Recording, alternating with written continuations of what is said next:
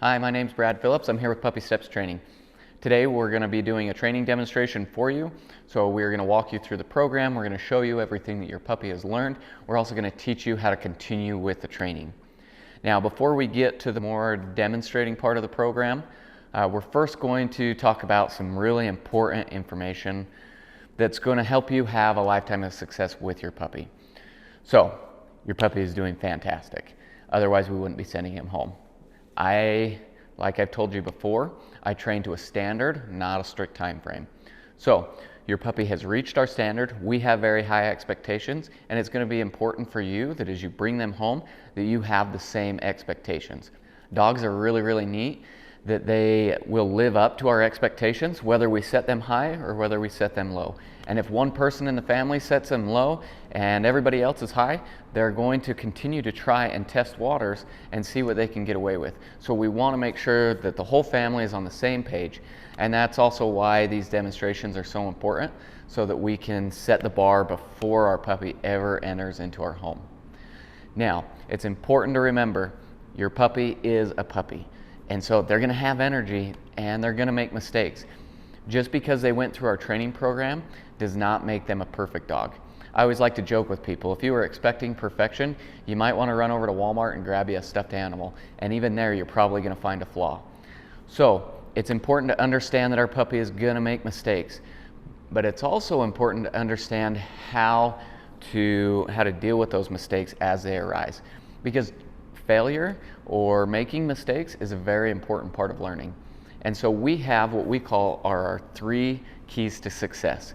Now these are how we try and keep mistakes at a minimum and make sure they don't become bad habits. They're also how we continue with the training and make sure that we have success in our home. So those 3 keys are consistency, follow through, and management. You have to have all 3. These 3 things teach our puppy that we are the leader, that we're going to take care of them, that they don't have to worry, and that their needs are going to be met. Now, so we're going to start with consistency. We've taught them a certain way, and so it's important to try and be consistent along the same lines. Now, if you say things a little bit differently, as long as you're consistent with that, your puppy will understand, but it may take them a few days. And that's why we talk about the transition period. And so for the next 2 to 4 weeks, your puppy is going to be transitioning. During this transition period, they're trying to learn what the expectations are. They're trying to learn the way that you give commands. They're going to learn what they're allowed to get away with and what they're not. And especially over the next 3 days, your puppy is going to be confused. And so they're going to probably test more boundaries, just trying to see whether that consistency, that follow through, that management, they're going to try and see whether those are there. Now, also during this transition period, they're going to be undergoing a period of stress. They're leaving a familiar environment, now being thrown into an unfamiliar environment. So they may lose their appetite. They may get what we call the puppy blues, where they're not as active as they usually are. Maybe they seem a little bit sad. They also may act out once again and see what they can get away with. So it's important that we are patient with them. I want to try and really focus on building a relationship with my puppy during these first 3 days versus trying to build these commands up back to where we have them right now. Because with the stress, there's also going to be just a little bit of regression. Now, regression doesn't mean that they're going to pee in the house or that they're not going to do commands for you. It just means, once again, that they're going to be under stress, and so we're going to take that into an account, and we're going to lower our expectations just a little bit.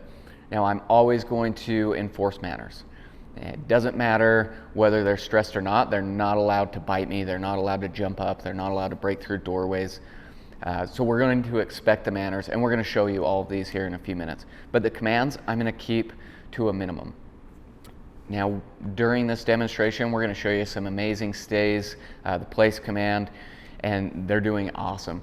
But we're going to take that down. We're not going to expect them to hold a 5-minute stay on their place within the first 3 days. Instead, I'll still do these commands, but I'm going to keep them really light. I'm going to keep them fun, and I'm going to make sure that I'm helping my puppy succeed. I always want to train to success, not to failure. I never want to play guess what's in my head. I want to make sure that they have all the answers to the test.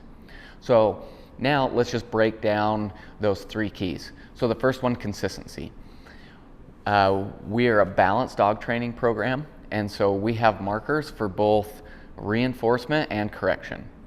And you're going to want to use these same markers. They give a clear understanding of whether your puppy is doing the right thing or the wrong thing. Like I said, we want to give them lots of information, lots of feedback. So our positive markers, we have the word good and the word okay. So good is a marker that means keep going. It's an intermediary marker.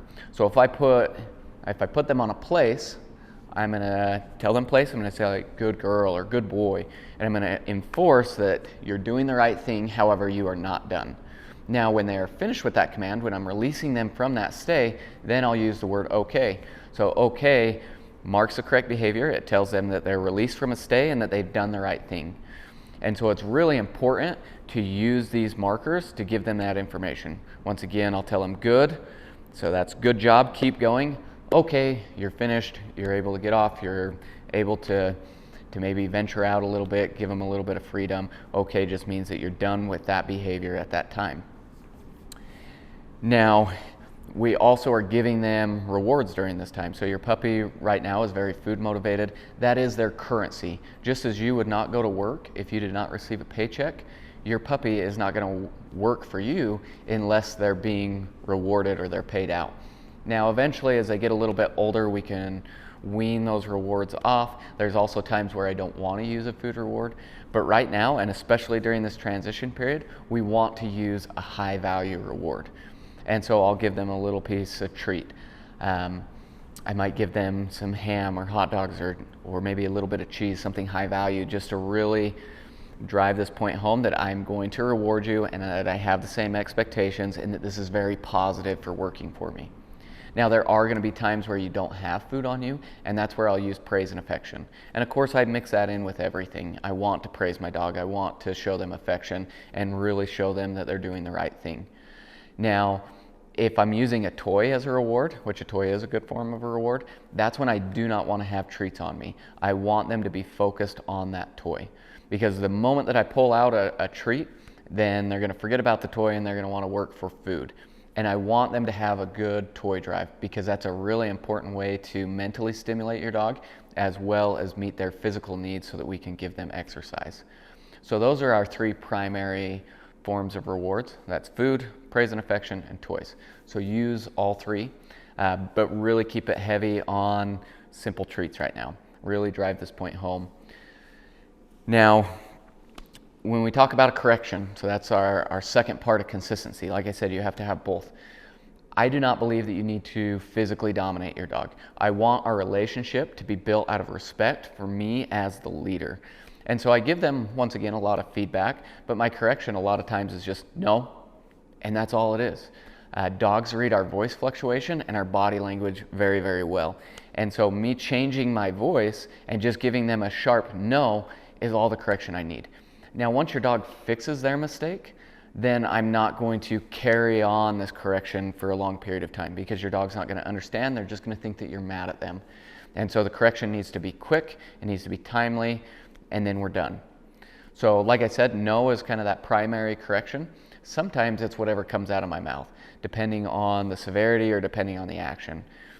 Now, to kind of give you an example, once again, if I'm working with them and I put them in a stay and they break, it happens all the time because once again, we learn a lot through failure.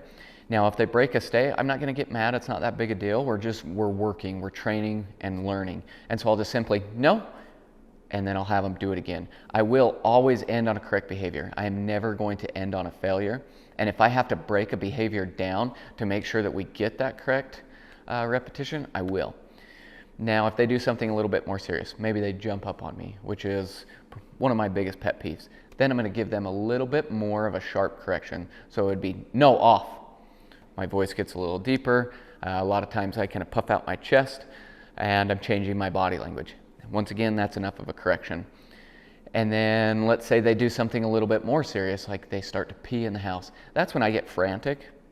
And so my correction might look like, no, no, no, no, no, no, no, no. And I'm just trying to get them to stop. And then I'm going to quickly take them outside.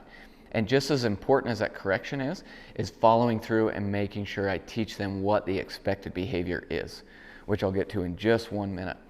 The last part of a correction I want to talk about is a physical correction. Now, once again, I don't believe you need to physically dominate your dog, but there is power, once again, in telling your dog no, and I will accompany that with a leash pop, which is just pop, pop. I'm not trying to yank them around. It's not to inflict any harm. The purpose of that is to regain their attention to then change their behavior. Now, once again, I don't want to injure my dog. I don't want to yank them around. It is not to inflict harm at all. It is simply to regain composure. So that's consistency. You need to consistently reward. You need to consistently correct. You have to have both. Whatever you reinforce will get replicated. And so if you are not consistent and the only time you give your dog feedback is when they're doing something wrong, guess what? They're probably not going to respect you, and instead it's going to be more of a fear-based relationship, which is what we don't want. So even if my puppy is just laying at my feet chewing on something they're supposed to, I might simply just bend down, pet them a little bit, tell them they're being a good boy. We want to give them that feedback, and especially as you're working with them, as you start to implement the commands and the leash work, give them that feedback. It is going to build your relationship more than anything you can do. So be consistent. Once again, anytime I give my dog a correction, I want to then follow through and help them understand what the correct behavior is. So that's where key number 2 comes in. So key number 2, follow through. Like I said, anytime that I correct my dog, I want to then teach them what the expected behavior is. So I'm always going to follow through. Whether I ask them to do a command and they are confused or maybe they ignore me, or whether they're doing something they're not supposed to and we catch them in the act. The follow through is a little bit different on each one. So first off, let's talk about maybe you're sitting there and you see your puppy go over and start to try and chew on a baseboard or chew on something they're not supposed to. This is where we use a concept that we call marking and redirecting. So if I saw them start chewing on something they weren't supposed to, I'm going to immediately correct them. So that correction is no. Now, once I correct them, they look at me, I'm going to redirect them into an appropriate behavior. So even if they don't look at me, I'm then going to remove them from that situation. So we'll use the example of chewing on a baseboard. I'll tell them no. Now I'm going to take them over to maybe their bed and I'll give them something to chew on. And so marking the incorrect behavior, redirecting into an appropriate behavior. Now during this puppy stage, puppies need to chew. And so my redirection, I'm going to try and match texture. They were chewing on a baseboard, maybe I'll give them a bully stick or a marrow bone, something hard that they can really get into. If they want to chew on maybe one of your pillows or a soft bed, give them a plush toy. They're chewing on their leash, give them a rope. Try and match those needs, match consistency. So you can do that with a lot of different behaviors. Even jumping is another one. A lot of times if your puppy's jumping, I'll correct them for jumping and then I'll redirect them into an appropriate behavior like a sit. So we teach them, if they want our attention, they've got to do this behavior. This is a good behavior versus the bad behavior. Now let's talk about follow through if they ignore you or maybe don't understand. So let's use the example of jumping on the couch. Let's say we're in the kitchen, we're cooking, we look over and Marley is jumping up on the couch. So I would immediately say, Marley, off, giving her a command. If she gets down and listens to that, then I'm going to reward her. So I'm going to reinforce the behavior that she just performed. If she got down, maybe came over to me, I'm going to pet her. I'm going to tell her she's a good girl because she fixed her mistake. And so the correction is done. She did the right behavior after she was asked. That's all that needs to happen. Now, if she didn't, if she had her paws up there and she looked over her shoulder like, yeah, what are you going to do about it? You're over there. I will not repeat the command. The worst thing you can do is sit there and go, Marley, off, get down, get off the couch. Because you're just giving her a whole spiel of what she doesn't understand. If she doesn't do the behavior when asked, I am not going to repeat the command. I will correct her. So if I said, Marley, off, and she didn't get down, I am then going to say no, and now I'm going to start to approach her. I'm going to walk across the room. Even if I am comfortable wrapped up in a blanket, I'm going to get up and I'm going to go and remove her. Now, if she fixed her mistake with that prompt, if I said no and I started to motion towards her and she got down, I'm going to reward that behavior. I'll call her over, have her sit, praise her, make sure that she understands that, yes, that's exactly what I want. That's a good girl. Now, if she still ignored you and kept trying to get up onto the couch, or maybe succeeded and now is trying to get comfortable, I am going to walk all the way over to her, and at that point I will repeat the correction. I will not repeat the command. I will tell her no again, and now I'm going to remove her and I am going to redirect her into an appropriate activity. Whether that's you're going to come over by me, you're going to lay on the floor, you're going to chew on a toy, or maybe it's, okay, I can't watch you very well right now, you're just going to go take a little break in the crate. Now I'm not going to be super mad and shove her in the crate and make it a big deal, because then you're going to destroy the crate. Instead, the correction has already happened. Now I'm redirecting her into something appropriate to do. And so the correction is done. I do not need to carry on this frustration or this anger after the correction has happened. But I am always going to give them that correction, and I am always going to follow through. Now, let's just say that I gave your puppy a command, and so I put them in. Sorry, let me take that back. Let's just say that I asked them for a sit. So I said sit, gave them a hand signal, and they looked at me like, I have no idea what you're talking about. I've never seen this command before.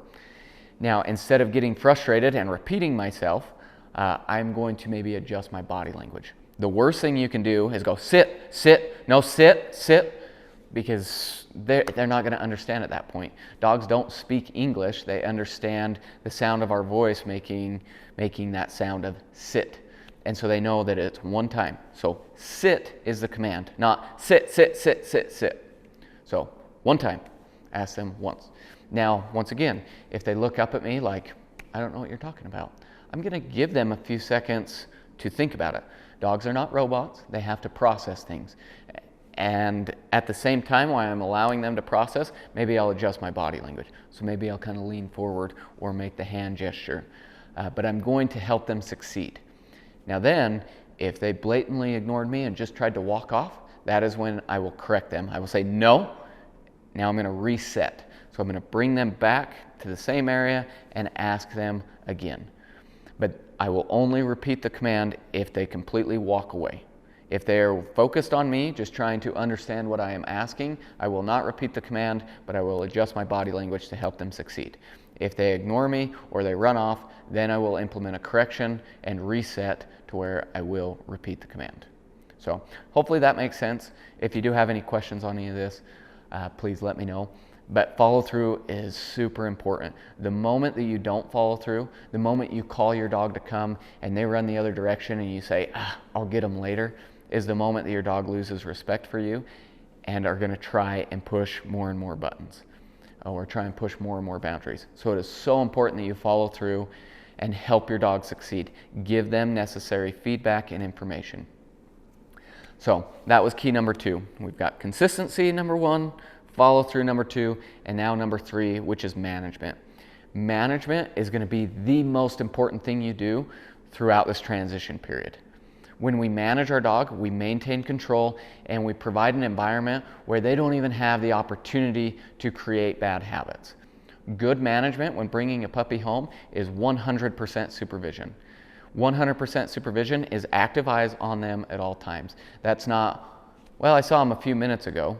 You have to know what they're doing at all times, what they have in their mouth, what they're getting into, where they're laying down, all of it. 100% supervision. Now, there are some good management tools to help you along the way. The crate is your best management tool. You know that if they're in the crate, they're not chewing something up, they're not destroying a family heirloom, and they're not peeing. So use the crate to your advantage. Anytime you cannot give them 100% supervision, use the crate as management. Use a leash. I let my puppies drag around just a really lightweight 4-foot leash for the first few weeks that they're in my house. That way I have a quick way to grab them if needs be, or to take them outside. I will also keep them on a long lead until I've built a relationship to where I know that they are going to follow through and they are going to come back when called. So that once again, this way, they do not have an opportunity to run off and not listen to me. They don't have an opportunity to create a bad habit. Now, as we go throughout the manners, we're going to talk about how to manage those each individually because they're all managed a little bit differently. But the key points to remember is 100% supervision. That is the most important thing you are going to do over this transition period. Know where your dog is at all times. And once again, that's not, oh, I knew where they were 2 minutes ago. It's, I know where they are now, I know what they're chewing on. Because if you walk around the corner and your dog has had an accident and you don't see it, there's nothing you can do. And so by good management, you provide the opportunity to develop a relationship as well as to create a set of expectations that your dog understands and that are going to set you up for success. So recap, the 3 keys: be consistent, both rewarding and correcting. Lots of feedback is important. Whatever you reinforce will get replicated. If you ask them to do something, follow through. Do not allow your dog to get away with ignoring you or ending on an incorrect behavior. Always train to success, not to failure. And make sure that you follow through. If you ask them to do it, help them succeed. And the last one, management. Manage your dog, 100% supervision. You know what they are getting into at all times. You know where they are.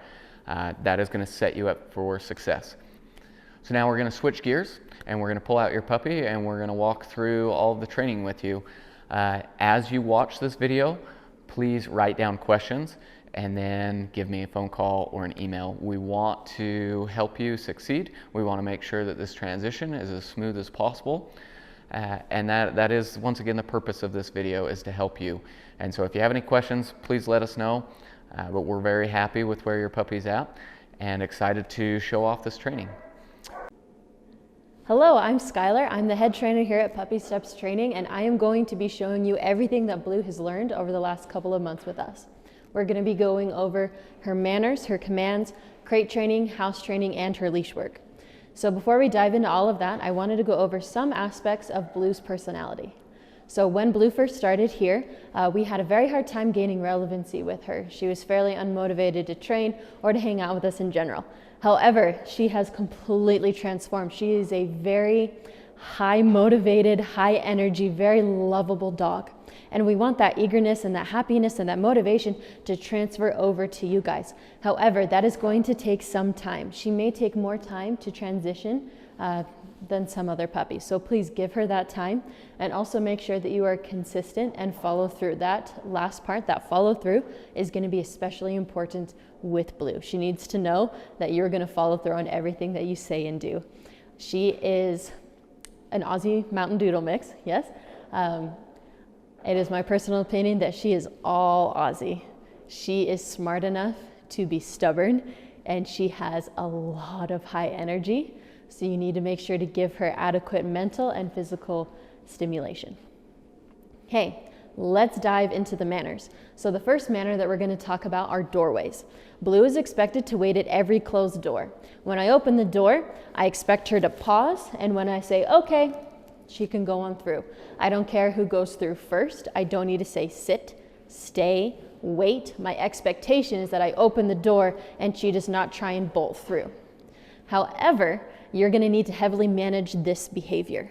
So a good way to manage this is by one, having her on leash when you open the door. So that way you can quickly tell her no, pop, pop, let's just try again. You can also block her with your foot, block her with your body. Just make sure that she does not zoom on through. If on the off chance that she manages to escape and go past you, you may feel really silly, but it's really important to tell her no, walk into the yard, walk into the other room, pick her up, and have her do that again. She can't learn if she's sneaky enough, she can get away with it. Okay, so this manner heavily applies to our crates. When I let Blue out of the crate, I'll open. I don't want a paw. I want her to pause. I'll say, okay, she can come on out. So same thing, if she broke through the crate door, I'm going to tell her no. Either take a step towards her so she backs up, or if she gets all the way out, no, let's put you back in. Let's try that again. Okay, I'm going to let her out.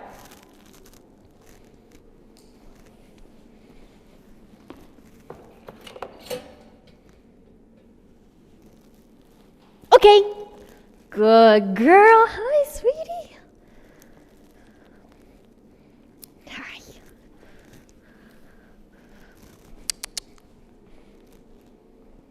All right, good. This is your dog. Here, let me get a little bit closer. You can get a little close-up of her. As you can see, she is very, very cute. Okay, thank you. All right, so the next manner we're going to talk about are her sit to greets. So this is our replacement behavior for jumping. Instead of jumping and running around to get my attention, she's gonna sit to get it. Okay, I'm gonna show you this little exercise to practice over the next couple of days to really help set that manner in stone for her. So you're gonna have the leash, a couple of treats. You're gonna say her name, Blue, walk backwards, stop walking. Okay. When she sits, okay, treat, around and around. Blue. Okay. Blue. You can also take, good girl, take turns calling her. You don't need to back up every single time you want her to do that. Sit to greet, that's just to get her to follow you and to just kind of get her attention. Blue. Okay. Hey, if she is way too excited to see you and is running around like crazy, I'm going to ignore that behavior. You go and de-zoomify elsewhere, and I am going to pay attention to you when you have enough control, good girl, to offer a sit. If she's just standing, staring at me, tail wagging, then I may help her out. That is when I would maybe think about asking for a sit, maybe take a step in, change my body language up, and maybe bend at the waist. Good girl, good girl. Hey, Blue does not get to greet someone if she is not sitting. However, with dogs, they may not extend that greeting to just random people on the street. So what I do when people ask if they can pet my dog, which a lot of people will ask because she's a gorgeous, very fun dog, I say, yes, give me a second. I have my dog do a sit to greet for me. I reward that behavior, and then I invite that person to come over. When that person leaves, I'll ask her for a sit to greet again, good girl, and get her attention back to me. So this shows her, yeah, strangers are fun, but I am the most important thing in the entire universe. It is going to be your favorite person sandwich. Good girl, good girl. Hey, if you have to walk forward, go forward to have someone meet Blue, and she starts to pull, this is what you are going to do. Blue. So if she's too excited, this way, and she starts maybe jumping on someone or pulling, then I'm going to say nope, and I'm going to walk away. She doesn't get to meet that person if she is out of control. I'll wait till she's in control again. What a good girl. And then I'll walk forward. Oh, you want to pull? Oh, well, then we're going to turn right back around. This sends a very clear message to Blue that if she wants to interact with someone, if she wants to get somewhere, it's going to be through me, and she has to be in control. She does not have to stay in a sit the entire time you're greeting. I just want that initial burst of, hey, I'm focused, I'm looking at you, I'm not jumping. Then you can pick her up, bend down, love on her, smush your face against her face. She can go on her back, her belly, she can stand back up. I just need that initial, that well-behaved little aspect. Good girl. Good. Okay. Next we have feeding.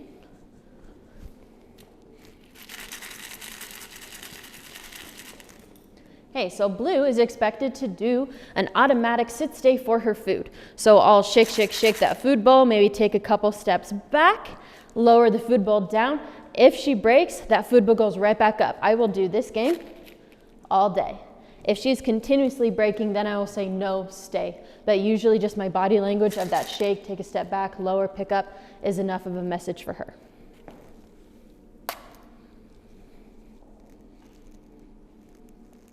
Okay.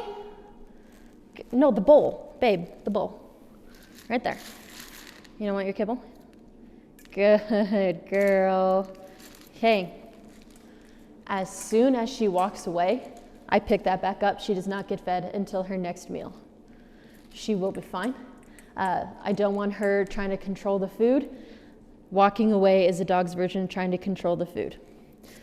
I'm not going to give her a set time. You have 15 minutes to eat this. It's take your time. You eat this as long as you want. Take your time. As soon as you walk away, it's gone.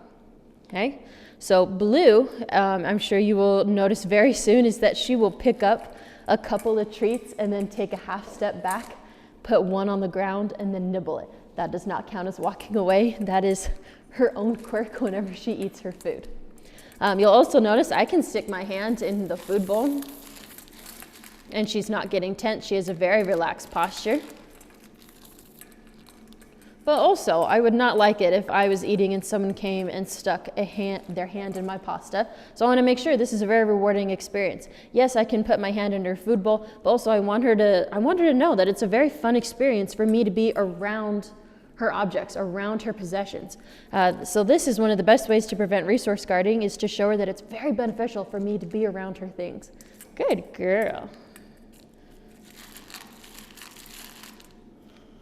Good. All right, I'm gonna take that. I need you hungry for the rest of the demo, babe. Okay, as you guys know, Blue has been eating at 6 a.m., 6 p.m. You can move the 6 a.m. to whatever fits your guys' schedule best. I would not move the 6 p.m. We do that so they have enough time before bed to clear everything out of the system. If you feed her later than 6, then she may have to go to the bathroom in the middle of the night. So we really want to make sure her big meal of the day is between like 5:30, 6:15, maybe 6:30. Okay. I'm gonna pick you up again. Our next manner is jumping. We do not allow Blue to jump up on anything. So your house, your rules. If you want her up on the furniture, that's your prerogative. My dogs are allowed on my furniture at my home under the stipulation that if I say off, they get off. They have to listen. Brad's dogs have an invitation only setup. Here at Puppy Steps, they are not allowed on any of the furniture. Whatever you want to do, just make sure everyone in the family is consistent with that. So the jumping. If Blue jumps up on me, I'm going to say off and I'm going to bring my knee up. Please do not punt your dog across the room. I am just simply showing her that, hey, I don't like that behavior and I need you to stop. She will get off, she will sit, and then I'll say, yes, good job. So I will correct that incorrect behavior with a no, off, you sat, okay, good girl, let me give you attention. This also applies to jumping up on people, so I'll say off, pop, pop. Hopefully you have that leash. Remember the walk away. If she jumps up on furniture, I'm going to say off. And you notice that was a bit louder than my normal speaking tone. Maybe I'll accompany that with a to help drive my point home. If she fixes her mistake, I'll say, yes, good girl, thank you, and maybe redirect her into a more appropriate behavior.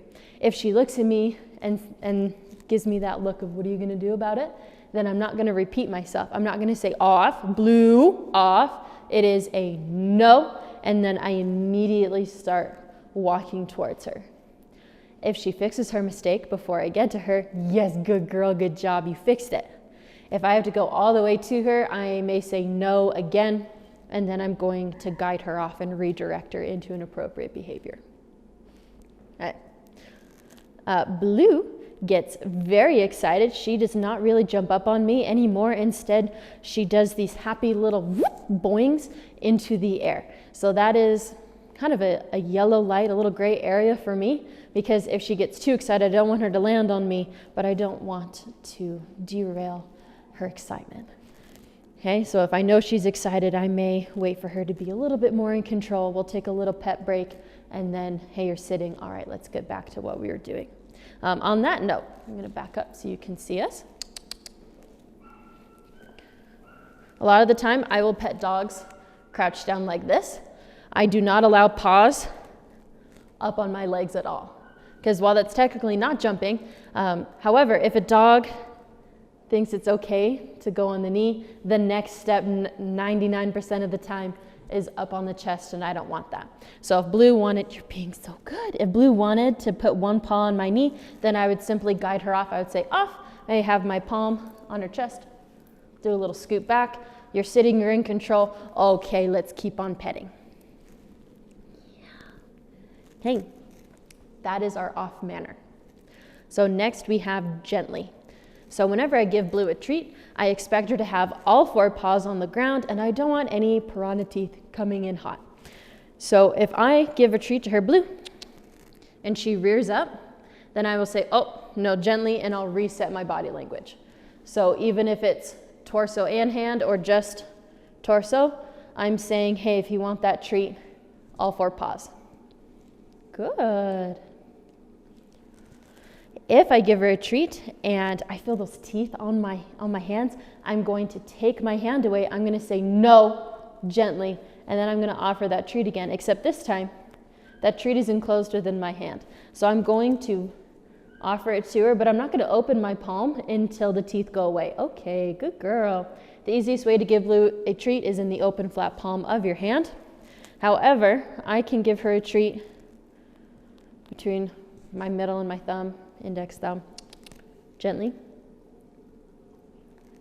And she's going to be very nice. Sometimes she just needs that little reminder. Hey.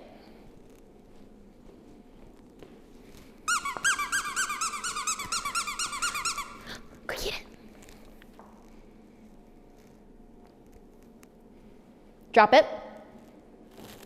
Good girl, good girl. Okay. All right, so the next one, obviously, is drop it.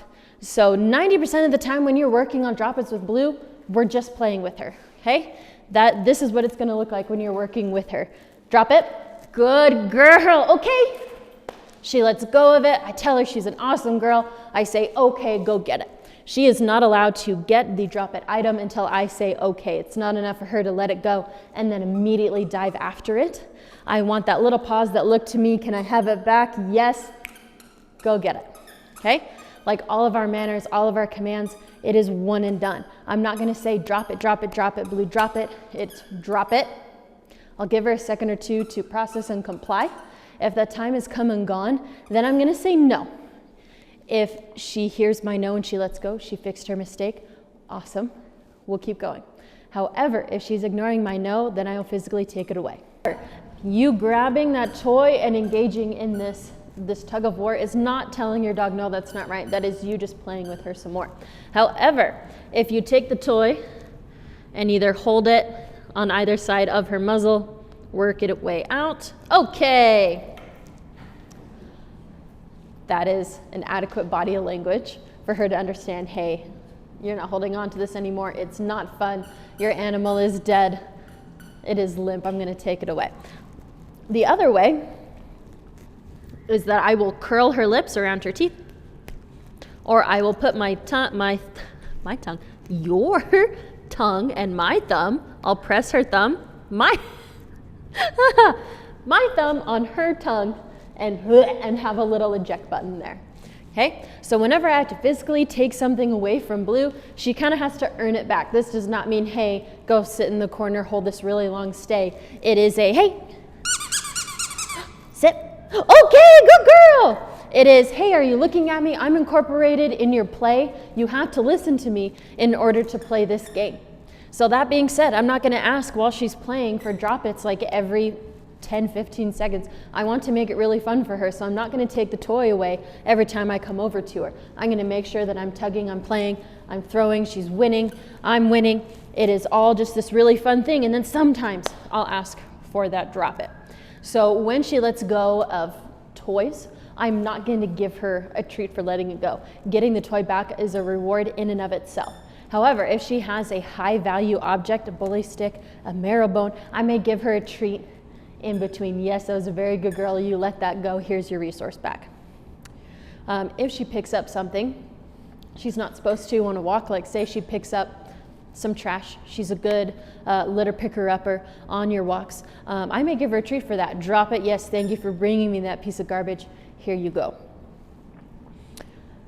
So if she picks up something in your house she's not supposed to, maybe a sock, a remote, something that she's not supposed to have, like my leash, thank you, yeah, chew this instead, you have to replace it. So it's not enough to say, drop it, don't hold that, go sit. You have to give her something to do. So if I caught her chewing on one of my socks, I'm going to ask for that drop it. When she lets go, I'm going to say, yes, good girl, good job, and then I'm going to replace it with something of the same consistency. So if she was chewing on one of my socks, I would give her something soft like that toy. If she was chewing on a table leg, I may give her a bully stick. So you have to match that texture. Like a bully stick. Thank you for demonstrating, Blue. Okay, so we're going to play dentist. I'm going to look. So she has a lot. Let me see. She's lost a lot of teeth. Good girl. But it looks like she still has to cut those canines, and the molars are coming in. So she's going to be chewing quite heavily. Dogs chew throughout their life, but it's going to be especially heavy in this stage while she's still teething. Secondly, a tired dog is a less destructive dog. Give Blue something to do, or she will find something to do, and you may not like what you find or what she finds. Okay. And then thirdly, replace. Make sure you tell her, no, you can't chew on this. Yes, you can chew on this. Good girl, Blue. Good. Right.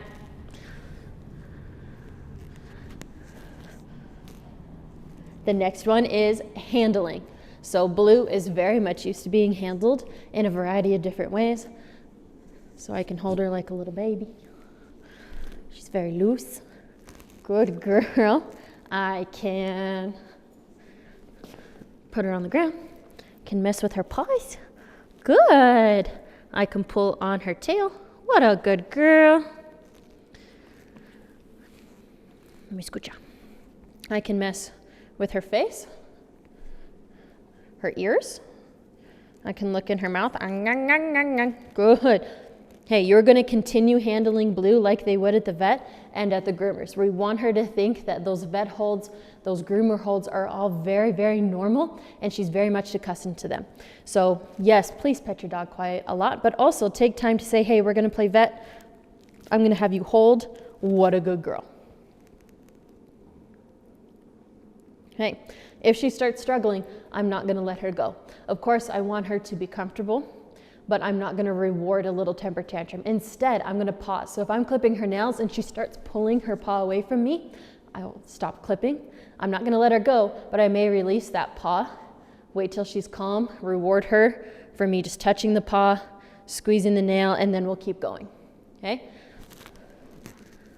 So make sure that she's comfortable, but also we're not going to reward her kicking and screaming. Okay. We have mouthing. So Blue is not allowed to mouth on anything that's mine.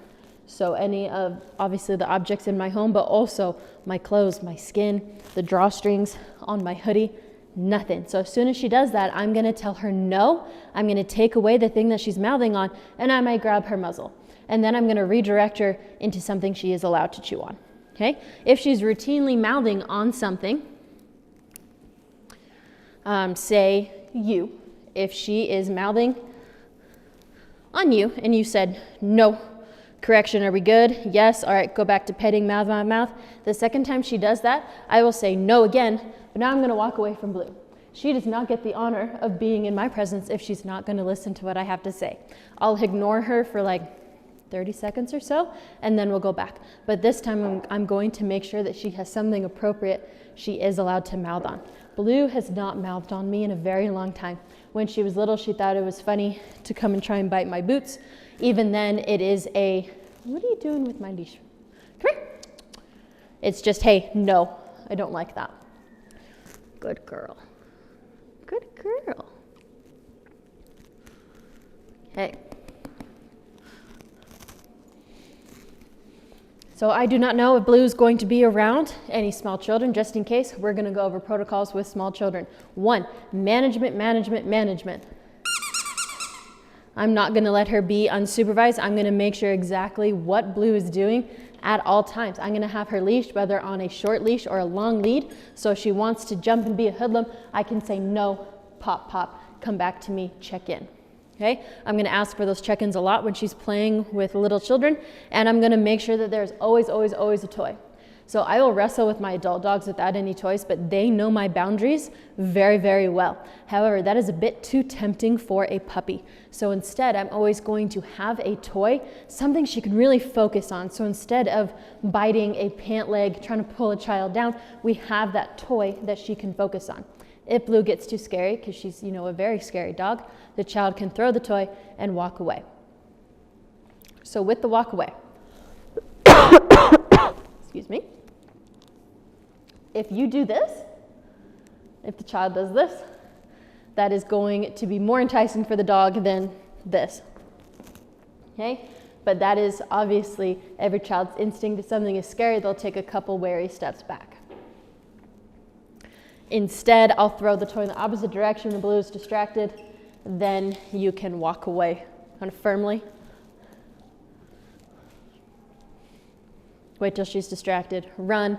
But if a child is scared, the worst thing the child can do is back up like this or start running like this. Because now Blue wants to follow you.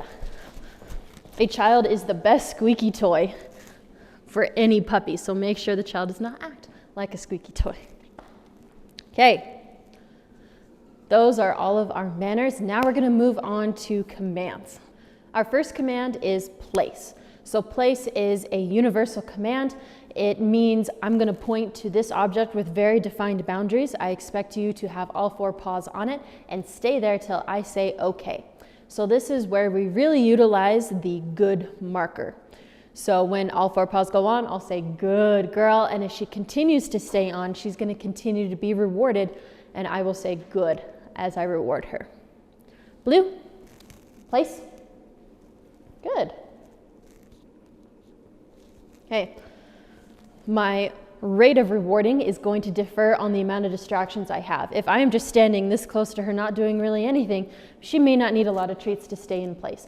However, if there are 6 other dogs running around and there's people doing cartwheels and on rollerblades and on their mountain bikes, then I may reward her more frequently. Good girl.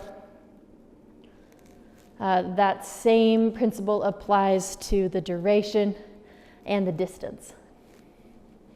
So if I leave the room and come back and she's still there, building up the command, good, I'm gonna reward her. Hey, you stayed there while I went to go to the laundry room for 2 minutes? What a good girl.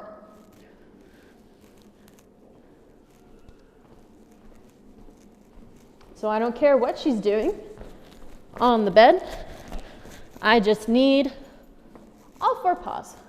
You may give her something to do, a toy, a bully stick. Right now, she's doing about 2 minutes. She can do 2 hours if you're consistent and build this up a little bit at a time. Good.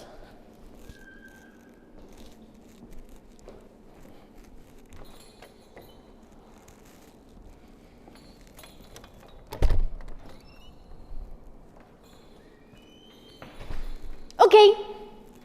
Good girl, good girl. Okay. If 1 paw came off, if she did this little thing, I am going to immediately say no and take a step towards her. If she fixes that, if she sees, oh, Skylar's coming to put me back in place, and she puts oh, beautiful guess. If she puts that paw back on, then I'll say, good girl. However, if she comes all the way off, then I'm going to say no, and that's when I'm going to repeat myself. So I will repeat if I have to reset her. But I'm not gonna go place, blue place. Instead, if she does not understand, instead of repeating myself, which is a very human tendency, I am going to change my body language. Blue, place. So if she didn't respond to, then I know. Then I may get a little bit closer, do a more exaggerated bend. Maybe I'll lure her heavily on. When she does place with a new object, you may have to lure her a little bit more than, say, like the bed she's been doing place on every day for the past couple of months.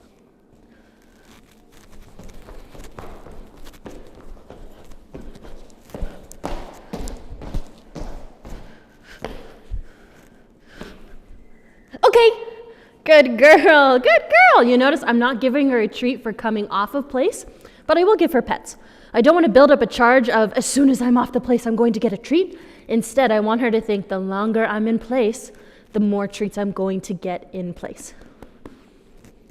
Hey, I'm not out of breath at all after that. Blue, crate. So the full standard is tap on top, say crate, she goes in. I'll say good girl. Same thing with the place. Good girl for going in. Okay, and no treat for coming out. So if I released her and she's like, no, you're trying to trick me, let me grab that leash. Okay, and emphasize that marker, that release. Blue is doing past the full standard of crate. So blue, crate. I can stand in front and point. You can also build this up a step at a time. Okay. If she does not understand, you're going to change your body language. So if I'm here Wait till you're done. Great. And she doesn't understand. Look, she's figuring it out. Yes, I'm gonna give her that time. She looked at me, she looked at the crate, she went in. What a beautiful problem solver. If she could not figure it out, if she just stood there and was like, I don't know what to do, but I'm happy to be here, then instead of repeating myself, I'm just gonna get a little bit closer, little closer. All right, tap on top, put my hand in. Good girl.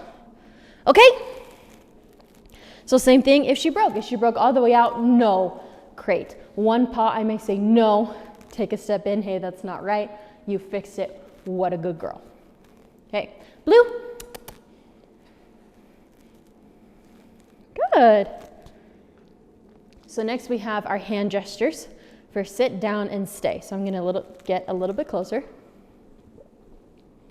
So we have sit, so palm up, sit, down, so it's flat of the palm, face down, and stay out like a stop sign. So if she does not understand my sit down or my stay, I may make more exaggerated of a movement. However, we've been working on Blue responding to just the vocal command. So I'm gonna make sure when I'm working with Blue that I say the vocal prompt first, and then the hand gesture, even if it's just a split second before, so she understands that vocal prompt. Blue. Sit. So this, she's staring at me. She's like, I've never seen a sit before in my life. I'm not gonna repeat myself. Good girl, good girl. I'll wait it out. I was just about to change my body language. Down. Stay. So right now she's doing 20-second sit and down stays that can easily go into a several minute stay as long as you're consistent and build it up slowly. So she went into a chain command, which is what she's used to, the sit down stay reward at the very end. If someone new is working with her, then I break that down. Sit, what a good girl, down, good, now stay. If she's in a very heavily distracting environment, I may do the same. I'll break down that chain, making it easier to succeed, and then build it back up. Okay. Yeah, good girl. Let's try that again. Sit. Down. Stay.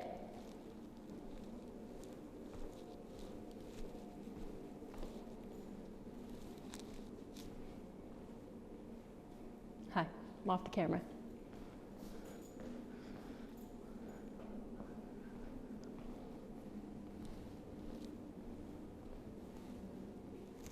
Okay. Good girl, good girl. Okay, let's break down sitting down. So you saw it took her a second to figure out sit, as if she's never done the sit command before. Oh, sorry, babe. I want to make sure I give her that processing time. So changing my body language for a sit. If this doesn't work, or my vocal doesn't work, instead of repeating, I'm going to take a step in.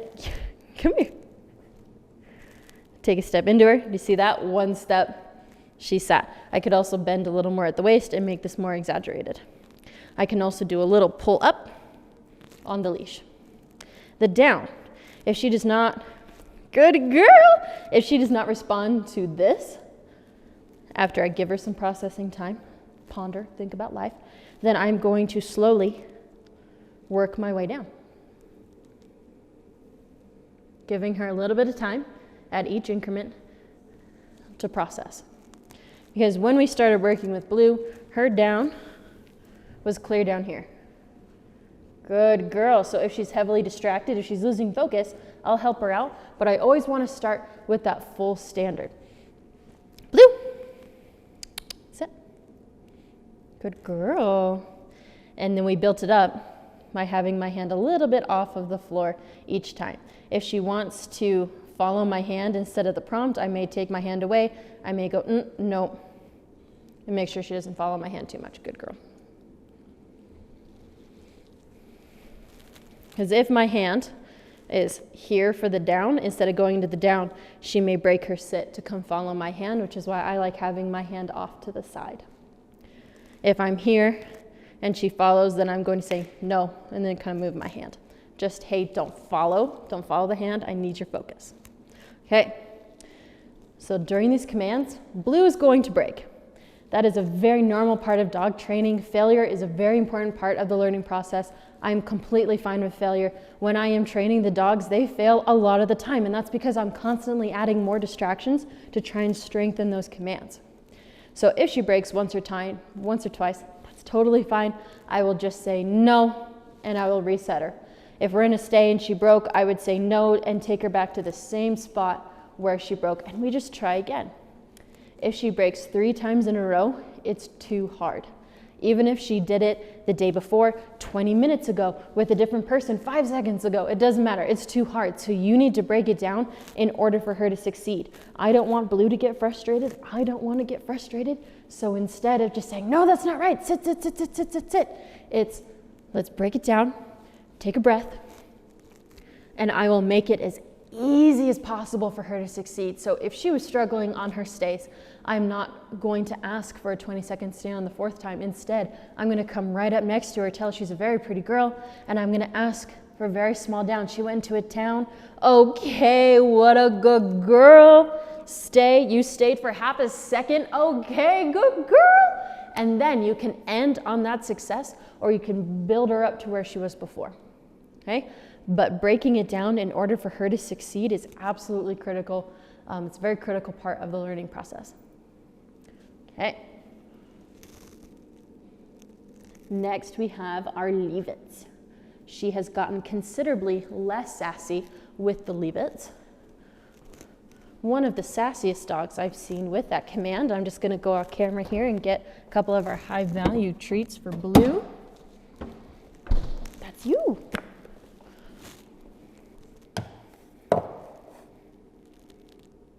Okay. So when I say leave it to something, that something is forever forbidden. With that being said, I am not going to say leave it to permanent objects in the house. That is a no, that is a management sort of situation. If she's trying to mess with my plants, I don't say leave it because she's always going to have access to my plants. Instead, it is a no, manage, now you can't be around them anymore. Instead, I'm going to use leave it for things that I can take away from Blue, or I can take Blue away from. So if we're on a walk and she found some wonderful cow pies, which happens a lot around here, that is a leave it because we can walk away from that. If I drop all of the Easter chocolate on the ground and she's like, oh, maybe I can eat this all up, that is a leave it. Shattered glass, leave it. Food you don't want her to get, leave it. I'm going to continue to reward her as she continues to leave it alone. Once again, really utilizing that good marker. Okay. Do you see it? Do you see it? Leave it.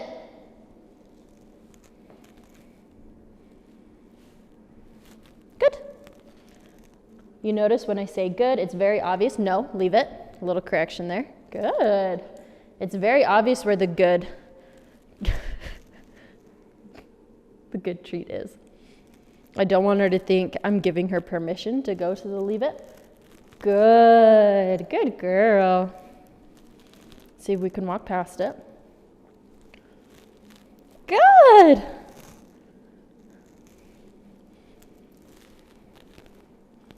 Leave it.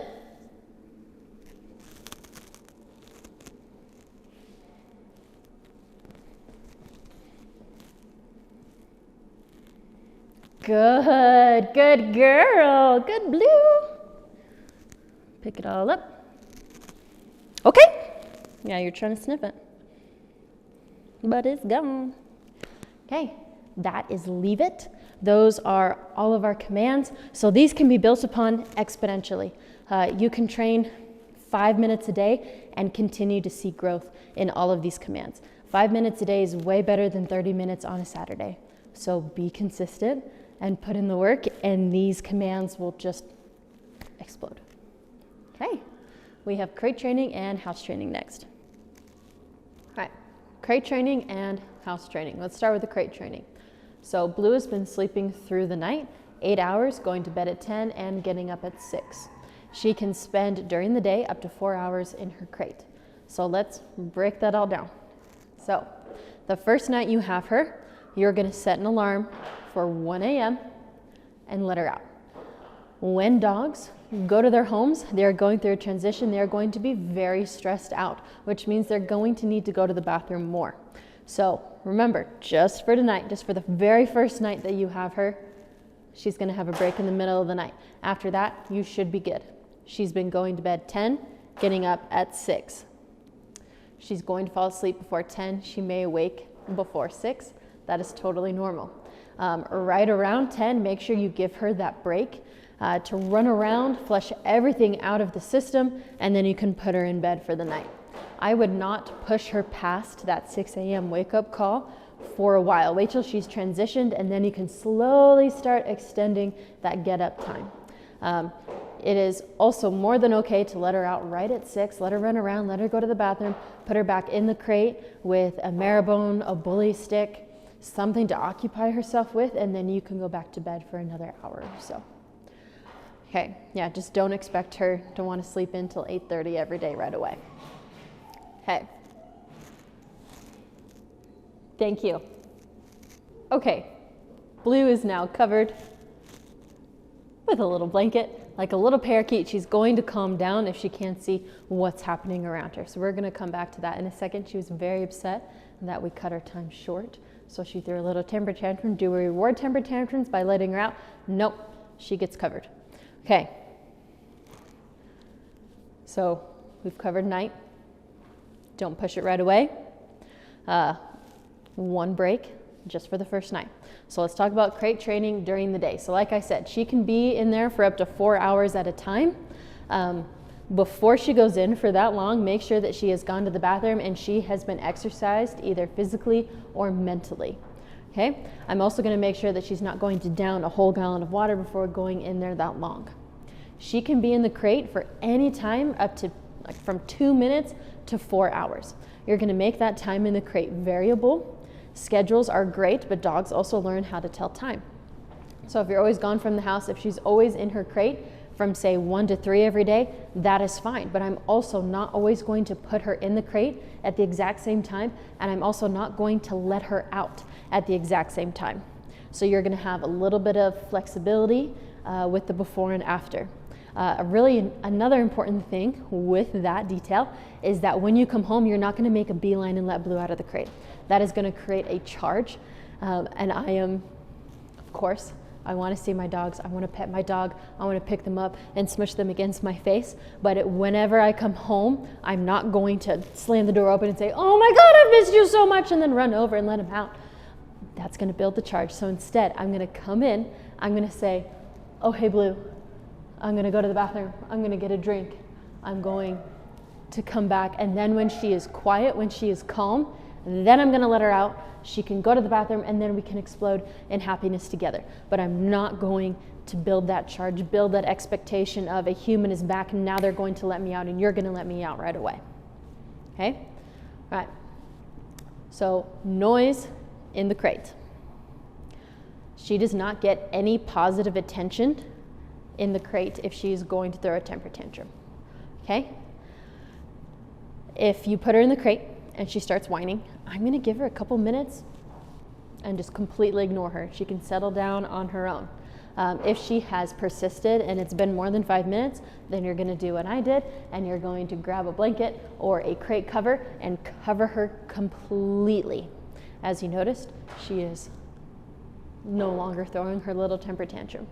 If the crate cover does not work, if the blanket does not work, then you're going to go up to the crate and you're going to say hush, and then you'll rap 3 times on it and say hush again. So you can do that with your hand or with your foot. You can also do a penny shaker. So you can buy a penny shaker on Amazon, or you can have a drink, finish it first, hopefully, fill it with rocks. Horrible jarring noise. So what this hush and the rap, rap, rap does, it is just, like I said, horrible jarring noise to kind of break her out of her barking reverie. If you start screaming at her, then you're just barking along with her. So instead, that jarring noise kind of breaks her out. It's, oh, what are they saying to me? I got so busy just like yelling at myself. Okay? So the worst thing you can do if Blue is barking in the crate is to let her out. Once again, that is our very natural tendency to do that. Oh, you're crying here. I know we'll make it stop. I'll let you out. But doing that, Blue learns that if I throw a temper tantrum, they're going to let me out. You do that one time and you've created this little monster that wants to scream whenever she has decided she's had enough time in the crate. Okay? She's very comfortable in her crate. We've spent a lot of time building that up. Please do not leave her in for too long without adequate stimulation, exercise beforehand. But also I'm going to know, I know you can hold it this long. You are fine. We're going to get through this together. Now stop barking. All right, let's move on to house training. Out of everything that we've talked about so far, this is going to be the most involved and require the most effort on your guys' part. But it's going to be 2 weeks of a mild inconvenience for a lifetime of good house training. Hey, management, management, management. We cannot say this enough. A dog that is going through house training needs to be managed at all times, 100% supervision. Someone responsible needs to know exactly where Blue is at all times. They need to know what she is doing, what she could possibly get into. Eyes like a hawk. If you cannot give her that 100% supervision, she goes in the crate. That does not mean, oh, well, she was in the room with me. She left about 2 minutes ago. I'm sure it's fine. That means I know exactly where she is at all times. Okay, like I said, she's very comfortable in the crate. If you cannot afford to give her that supervision, if you need to focus on something, if you're really busy with something, put her in the crate. If you don't want to go to the bathroom with a little bathroom buddy, she goes in the crate. Okay? So I'm going to give you a very strict house training schedule. Please adhere to it. So it's going to be very strict for the first 2 weeks, and then every dog house trains differently. So I cannot tell you exactly when she's going to be completely dependent. We can leave her outside of the crate for 8 hours at a time, or you don't need to be watching her. I have 3 dogs right now, each one of them house trained a little bit differently. Okay, you will know it's time to give her a little bit more freedom when you no longer start feeling really paranoid that something bad is about to happen. I am really, really slow to give freedom, and I am really quick to take it away. She has one close call, one accident, and that little bit of freedom you gave her is completely gone. Okay, so here's your schedule. For the first 24 hours you have her, you're going to be taking her to the bathroom every 30 minutes. Okay? Now, day 2, the next 24 hours, that time is going to extend to 45 minutes. The next day, 1 hour. She's going to stay at 1 hour for 3 days. After that, you're going to slowly work your way up to 2 hours. After those 2 weeks, you'll be at the end of those 2 hours, and then that's when you can start giving her a little bit more freedom. Okay? So the working your way up to 2 hours part. Some dogs may jump to 2 hours right away. Some want to do it by 15-minute increments, some 30. It's really whatever you feel is going to be best for Blue. Okay? She has been doing phenomenal with her house training, and I want that sense of phenomenalness to transfer over to you guys. And that is going to transfer if you are consistent and you manage her. Okay? She is not going to have to go every single time you take her out. And that is only half of the point of this exercise. So yes, we want to do as many preventative measures. She's not even going to get an opportunity to think about going inside because you're going to beat her to it every single time. But this also serves as a way to help establish that pattern for Blue of this is how we get to the bells from this room, from this room. Oh, you feel like you have to go. This is the way to get to your bells. This is what you do. Here, you ring the bells, and now you go to your potty spot, and now you go. Okay? I am guessing that your house is going to be a little bit bigger than our training facility, where it has one big room. So she's going to have to learn your house, map it out, how to get to the bells. Okay? Okay. If she has an accident, it needs to be right in front of you guys. If she disappeared around a corner and she left you a little treat and you found it 20 seconds, 2 minutes later, it doesn't matter. You can't do anything. The only thing you can do is raise your hand up like this and slap yourself on the wrist and say, bad dog owner, I wasn't watching Blue. Okay? On the off chance she does have an accident, it needs to be right in front of you guys so you can correct it. So if I see Blue starting to like pee on the rug, that is when I am the most firm. I'm going to use my Batman voice. It's no, no, no, no, no, no, no, very frantic. She's small enough, I can scoop her up. If she's on the leash, you can grab that leash, and then you have to go out with her. That is the most important part of this entire process. If she has an accident, someone has to go out with her. You can't just get mad and kick her out so you can clean up the mess. That is when you tell someone else to clean up the mess, because you're doing the more important job of going out with Blue. Okay, and we say that because when she finishes peeing outside, that is when you shove that anchor deep, deep down, and you put on a very fixed smile, and you say, good girl, Blue, I'm so proud of you. Okay, we want to make that as black and white as possible. Don't ever do that again. Yes, good girl, I love you so much. Okay, she has to know that wasn't right, and that got me a lot of praise and treats and attention.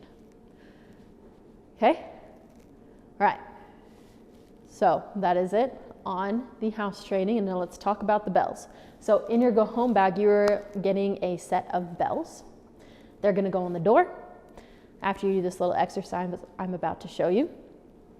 And then they stay on there, maybe throughout Blue's life, maybe until she's done really good with potty training. Some dogs keep them, some dogs fade them out.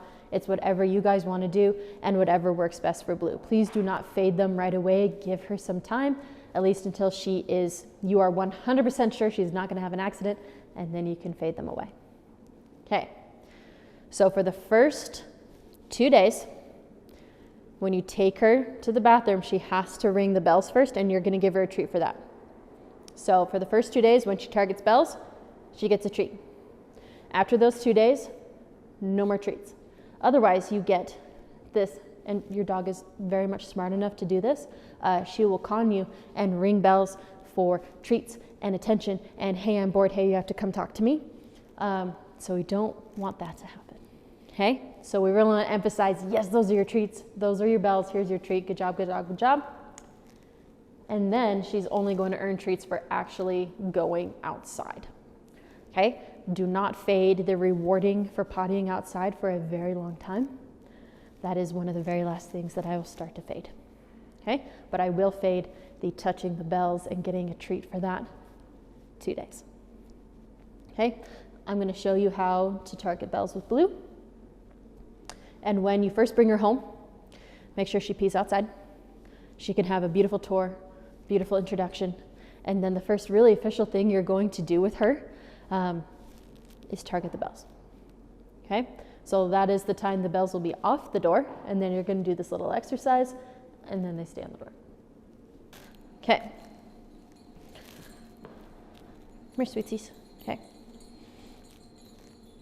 Okay, here's the exercise. So you'll notice that I am stepping on Blue's leash, and I have the bells right here. I'm going to have a couple treats, and then I'm just going to put the bells in front of her.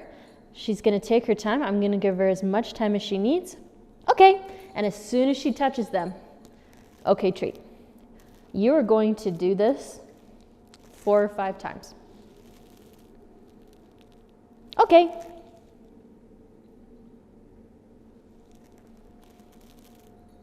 Okay.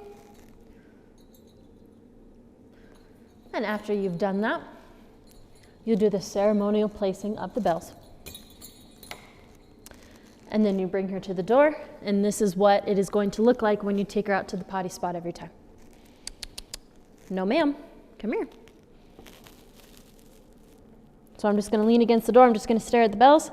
She's obviously not very interested in going to them right now, so I may have to help her out, crouch down, maybe hold the bells. Okay.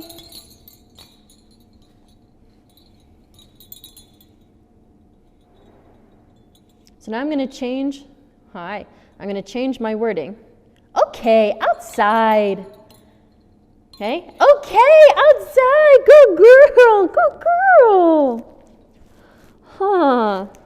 Okay, you're going to do that with the new phrase of, okay, outside. You do that. Okay, outside. A couple times, and then take her out to the potty spot. Make sure she waits at the door. Okay.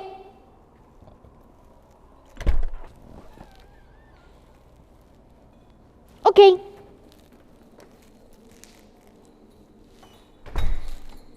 Hey, she went 1 and 2, in case you were wondering.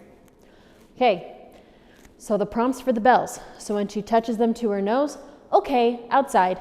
When we go to the potty spot, she's going to be walking around. The only thing she's allowed to do in the potty spot is go to the potty.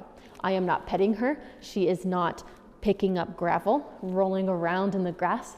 It is, you can sniff to go to the bathroom. If you are not doing that, then I'm going to use that leash and say, no, outside, don't eat rocks, go to the bathroom.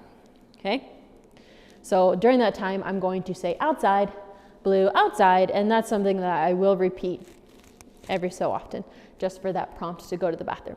When she completely finishes, then I will say, good outside, okay? So we have, okay, outside, good outside.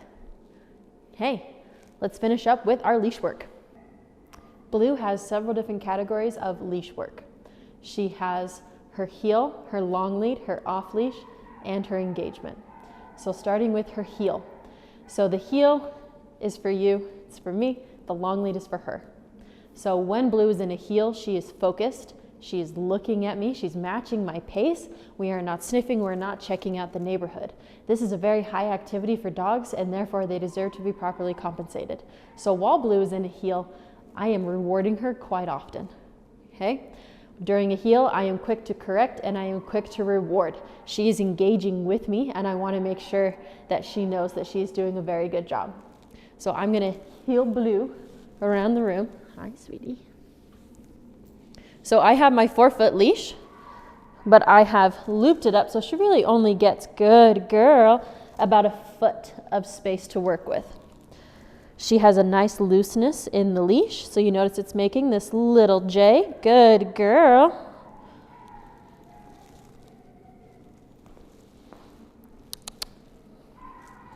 Good.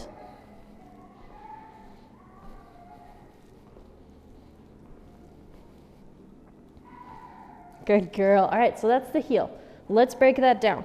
So whenever I stop, I expect her to sit and look at me. If she does not, I may pull up on that leash. I may ask for a little sit, but in general, I really want that to be implied. So when she sits, I'll say, good job. Heel. And the next thing we're going to talk about is I'm using that leash to guide her around. So I don't want her to smack into my shin. So when I have to make a sharp left, I may use that leash to kind of pull up and kind of tell her, hey, we're going this way.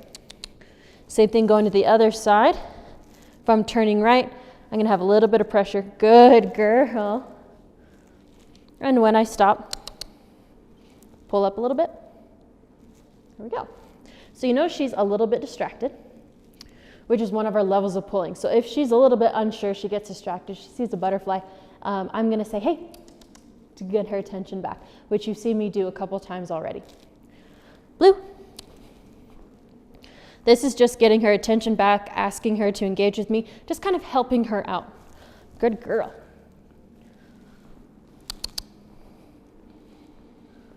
Good. You notice she is on my left. Here, let me make sure she's in the frame. Good girl. I always walk Blue on my left. I am right-handed. It's a lot easier for me to reward this way. You can walk her any way you wish. However, she is very much used to walking on my left side, so if you walk her on the right, you may find that she wants to turn around. I do not do circles. Dogs are not allowed to go around and around me. I've seen people do this, try and keep eye contact with the person they're talking to. Nope, I will use that leash. No, we're not going in circles. You're staying right there. Good girl, Blue. Good. All right, pulling. We have several different ways to deal with pulling. If she pulls forward, then I'm going to say no, pop, pop, and get her attention back. Once I get her attention back, I'll say, good girl, give her a treat. I will do that 2 times in a row. If she does that a 3rd time, she does not care about my correction, so I need to change it up. So my next line of defense is to stop completely. She wants to go somewhere. I'm not moving until she's seated. She's looking at me. I have her focus. I have her focus back. I'll say, all right, let's go. If she pulls after that, then I'm going to say no, and I am going to step into her, and I'm going to pull a 180, and I'm going to walk the opposite direction.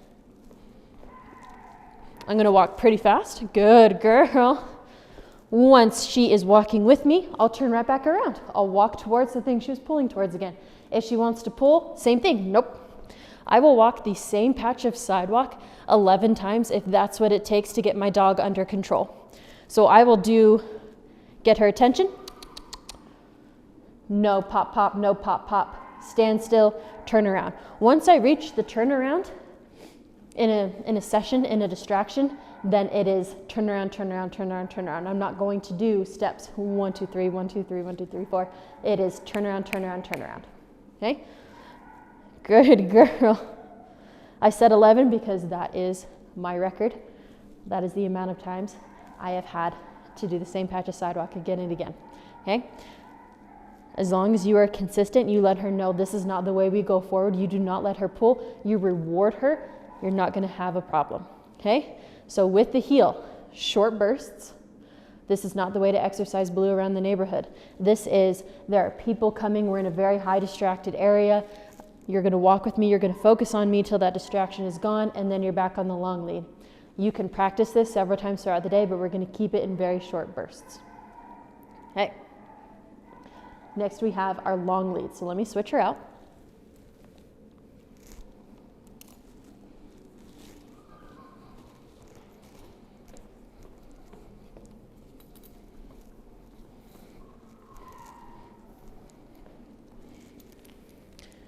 So this is the way that Blue is going to get to know her neighborhood. This is the way she's going to walk around. She gets to sniff every bush. I don't care if she's in front of me, behind me. The long lead is Blue's time. Good girl. She can explore, she can be a dog, but you're still able to manage her. So this is our 12-foot leash. My own personal one is 40 feet, so I like a good 15 to 20 for walking around campus, maybe a nice little suburban area, and then I'll use my 40-footer for hikes and spread out parks. So this way I don't care what she's doing except chewing on the leash. I may have Brad come and help distract her. So while she's on the long lead, this is the way to practice her recall. So the recall is Blue come, okay? But we have that long lead, which is going to help her follow through. So she can walk, walk, walk, have a very good time, and then I'll ask her to check in with me. On that note, if she checks in with you of her own accord, please reward that. If you do not reward a check-in, you're not going to have check-ins anymore. Okay? So the recall, I'm going to say her name very clearly, and then come. So it's very different from my normal speaking cadence. Blue, come. If she does not, good girl. You thought about it. No. Good. Okay. Okay. Good girl. I know pets are very tempting. Hey. So when she comes to me, she gets a treat, and then she gets to go back on her merry little way.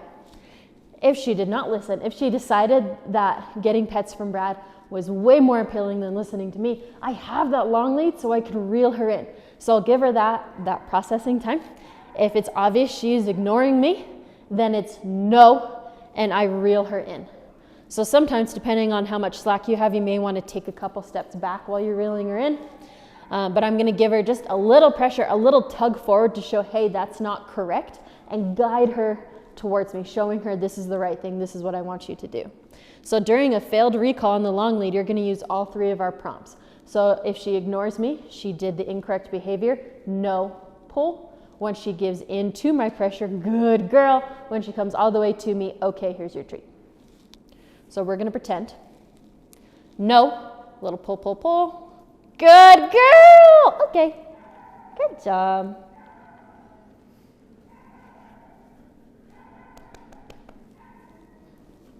Okay, let me do that one more time. Blue, come. Good girl. Okay. You notice I'm not asking for a sit. I'm emphasizing the fact that she came to me. Good girl. I gave her a hot dog. Those take forever to chew. Sorry, babe. Blue.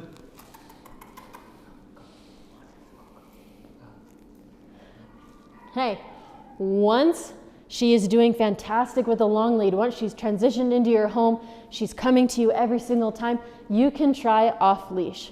She's been doing phenomenal with our off leash work. However, that needs to transfer over to you. You need the follow through in order to transition that recall. Okay? So, off leash, if she fails, if she doesn't come to you, you don't have that long lead to reel her in. Instead, you have your voice and your body language. So the minute I know that Blue is ignoring my recall, I am not going to say come again. Instead, it is a no and an immediate step towards them. Okay? So if I told Blue to come, she did not listen, I would say no, take a step towards. And if she sees me coming and she starts to walk towards me, she fixed her mistake. And at that point, I would immediately change my tune and say, yes, good girl, good job. I'm gonna stop walking forward because I told her she has to come to me. I may take a couple steps back to encourage her, maybe clap a little bit, but she fixed her mistake. So I'll say, yes, good girl, good job. I wanna show her that, yes, you fixed it. She comes to me, okay, maybe let's not chew on the long lead. Thank you.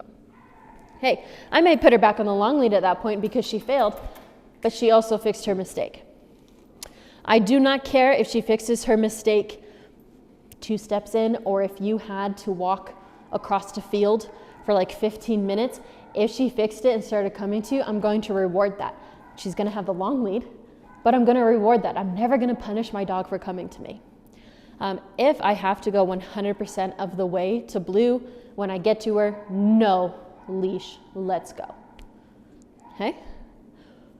So rules for the recall, we have a list in the training manual, but I'm going to go over some of the more critical parts right now. One person will call Blue one time. That one person is the one that goes and gets her. We don't need a cacophony of voices all calling the dog. She will learn to tune that out very quickly. If you're the one who always calls her but never the one who follows through, she's not going to listen to your recall at all. We're going to have one person say it one time, and that person is the one that goes and gets her. So if you don't want to get her, don't say it. If you know she is not going to listen to you for that recall, if a herd of deer ran by and they all have stake on their antlers, I'm not going to call my dog. Instead, I'm going to go, and I'm going to go get my dog. If you said it, you have to follow through. That, I would say, is the most important thing with a recall. She cannot learn, she can ignore you. If she's outside playing and you don't have your shoes on and it's really cold and dark and you say, oh, fine, stay out there, she has learned if she ignores you, she gets to go back to playing. Okay? All right. So last thing we have is engagement. And I'm going to switch her back onto the short leash.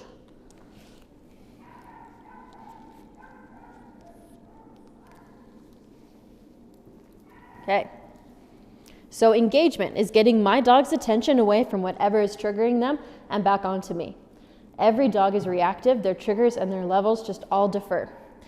Blue, I would say, hey, is a very low reactive dog. She's not a quiet dog. She definitely has a lot of noises. She likes you to know that she is definitely there. She likes to be included, and she will let you know if someone is here. So we actually have someone coming to the door right now. Do you know she's looking around? Other dogs are barking. Blue.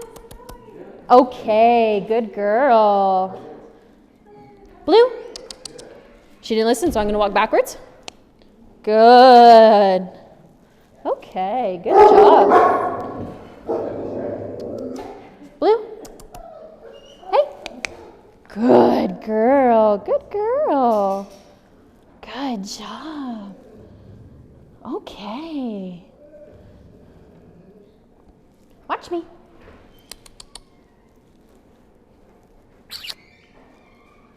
Okay, good girl. Good girl. Okay, good.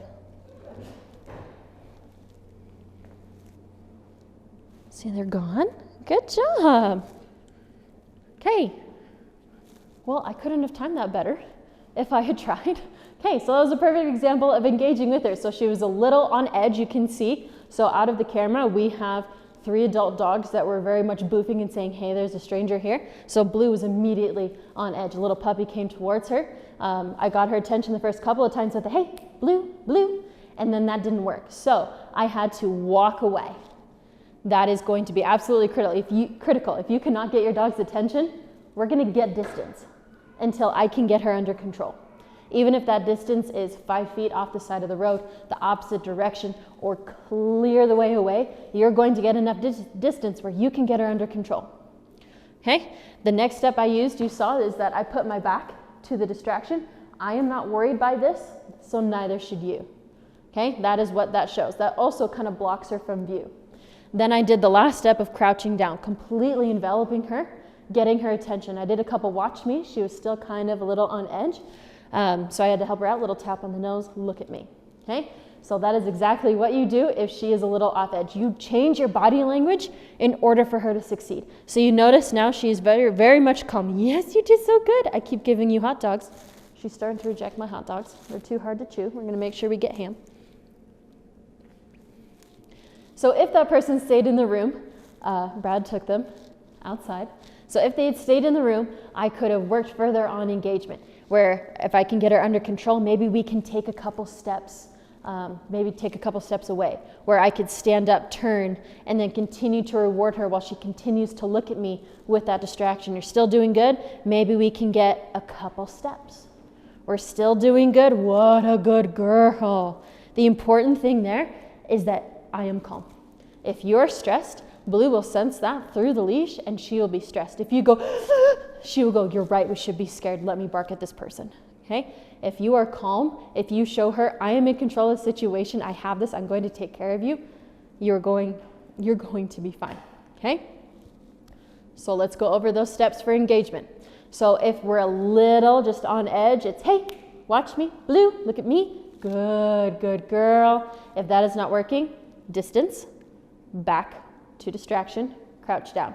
Feel free to incorporate or take away any of those steps as needed, Blue, in order for her to succeed. Good job. If she wants to think that she is a big head honcho and do this big brr, brr, brr, when I walk away, I'm going to walk into her. I'm going to kind of put her off of her gait. So I'd walk, kind of step into her, and I walk away this way. Okay? Stepping into a dog kind of puts them off of their step, and it sends that little message of, hey, good, good girl. Kind of forcing them to get rid of their tough body posture and help to reset the situation and gain the focus back on you. Okay. Good. Well, I was going to have Brad be my distraction. We may do that again to go over the points. But thankfully our puppy drop-off did that for us. Hey, so that's Blue's demo. Okay, she is an amazing dog. I love your dog so much. She is so much fun. She's very sassy. She's very feisty. She is so much fun to train, and I know you're going to love her. So please watch this demo a couple of times. Ignore all of my stutterings and my coughing, and just try and absorb as much information as you can. Okay, we really want Blue to succeed in your home, and we want her to be loved as much as she is loved here. Okay, thank you guys.